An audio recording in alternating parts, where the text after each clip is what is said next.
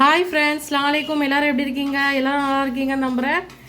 இப்போ என்ன வீடியோ பார்க்க போகிறீங்கன்னா ஃப்ரெண்ட்ஸ், இன்றைக்கி வந்து டின்னரு தோசை. எங்கள் வீட்டில் தோசை ஊற்றிட்டுருக்கோம். தோசைக்கு வந்து சாம்பார். இங்கே வந்து பிரியாணி சூடாகிட்டுருக்கு ஃப்ரெண்ட்ஸ். இங்கே பார்த்தீங்கன்னா தெரியும், பிரியாணி செஞ்சோம். பிரியாணி கூட சூடாகிட்டுருக்கு. வாங்க நீங்களும் சாப்பிட்லாம். இப்போ வந்து எண்ணெய் போட்டுட்ருக்காங்க தோசைக்கு. சூப்பரான ஒரு முறை தோசை வந்து ரெடி ஆகிட்டுருக்கு. அவ்வளோதான், இப்போ வந்து தோசை ரெடி ஆகிடும். இங்கே பிரியாணி வந்து ரெடி ஆகிட்டுருக்கு ஃப்ரெண்ட்ஸ்.